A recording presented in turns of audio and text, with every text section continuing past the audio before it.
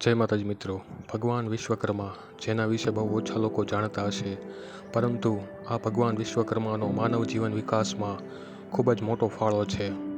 ભગવાન વિશ્વકર્માને દુનિયાના પ્રથમ એન્જિનિયર માનવામાં આવે છે. પૃથ્વી પર રહેલી સૃષ્ટિની રચનામાં વિશ્વકર્માનું કાર્ય પ્રથમ આવે છે. પૌરાણિક કથાઓ અનુસાર બ્રહ્માજીની ઉત્પત્તિ ભગવાન વિષ્ણુની નાભીમાંથી થઈ. બ્રહ્માજીએ સૃષ્ટિની રચનાની જવાબદારી લીધી. બ્રહ્માજીએ આ કાર્યમાં વિશ્વકર્માને યોગ્ય માની આ કાર્ય વિશ્વકર્માજીને સોંપ્યું. ભગવાન વિશ્વકર્માએ બ્રહ્માજીના વંશજ જ છે. બ્રહ્માજીને વિશ્વકર્માજીના કાર્ય પર ભરોસો હતો. બ્રહ્માજી દ્વારા પૃથ્વીની રચના કરાઈ અને પૃથ્વીને શેષનાગના માથા પર રખાઈ, પરંતુ શેષનાગના હલનચલન થવાથી પૃથ્વી પર નાશ થતો હતો. તેથી બ્રહ્માજીએ વિશ્વકર્માજીની સલાહ લીધી અને વિશ્વકર્માજીના સૂચન મુજબ પૃથ્વીને ક્ષીરસાગરમાં મેરુ પર્વત પર રાખી પૃથ્વીને સ્થિર કરી. વિશ્વકર્મા જેવા શિલ્પકલાની વિદ્યા કોઈ પાસે ન હતી, આથી વિશ્વકર્માજીને શિલ્પ અવતાર કહેવાય છે. બ્રહ્માજીના પુત્ર ધર્મ અને ધર્મના પુત્ર વાસ્તુદેવ થયા. આ વાસ્તુદેવ અને તેમની પત્ની અંગિરસીના પુત્ર એટલે કે ભગવાન વિશ્વકર્મા. એટલે કે ભગવાન વિશ્વકર્માના માતા પિતા એ વાસ્તુદેવ અને અંગિરસી હતા. જ્યારે પણ આપણે કોઈ ઘર, મકાન, મિલકતની બાંધકામ કરીએ ત્યારે વાસ્તુદેવનું પૂજન કરીએ છીએ. આ વાસ્તુદેવના પુત્ર જ વિશ્વકર્મા ભગવાન છે.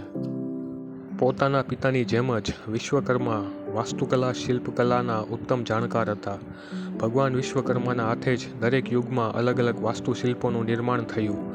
શનિ યુગમાં સ્વર્ગનું નિર્માણ, સોનાની લંકા, દ્વારકા જે ભગવાન શ્રી કૃષ્ણની રાજધાની છે, તથા પાંડવ યુગમાં હસ્તિનાપુર, ઇન્દ્રપ્રસ્થની રચના પણ ભગવાન વિશ્વકર્માએ જ કરી છે.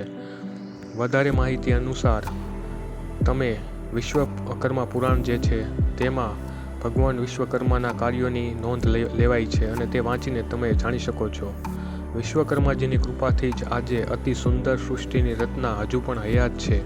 કોઈ પણ દુકાન, કારખાના, મિલ કે ઉદ્યોગોમાં ભગવાન વિશ્વકર્માની પૂજા અચૂકથી કરવામાં આવે છે. વિશ્વકર્મા જયંતિની ઉજવણી થતી હોય છે. વિશ્વકર્માના વિવિધ સ્વરૂપોની પૂજા થતી હોય છે. જગન્નાથપુરીના ભગવાન જગન્નાથ, બલભદ્ર અને સુભદ્રાની જે અત્યારે મૂર્તિ છે તેનું નિર્માણ પણ ભગવાન વિશ્વકર્માના હસ્તે જ થયેલ છે. વિશ્વકર્મા જયંતિ 17 સપ્ટેમ્બર એટલે કે કન્યા સંક્રાંતિના દિવસે ઉજવવામાં આવે છે. આ દિવસે કારીગરો પોતાના સાધનોની પૂજા કરે છે, ભગવાન વિશ્વકર્માની પૂજા કરે છે અને કળા તથા સુરક્ષાના આશીર્વાદ ભગવાન વિશ્વકર્મા પાસે માગે છે.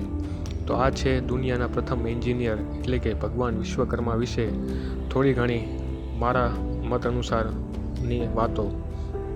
તો આપણે જે આ દુનિયા છે, આપણી જે આ સૃષ્ટિ છે, તેની રચના, તેની સુંદરતા અને તેની ભવ્યતા એ ભગવાન વિશ્વકર્માજીને જ આધીન છે અને તેમના કાર્યો થકી જ આ પૃથ્વી અત્યારે હયાત છે. તો મિત્રો, વિડીયો ગમે તો લાઈક કરો, શેર કરો, સબસ્ક્રાઈબ કરો આપણી ચેનલ જાણ્યા જેવી વાતો. અસ્તુ. જય માતાજી, જય મોગલ.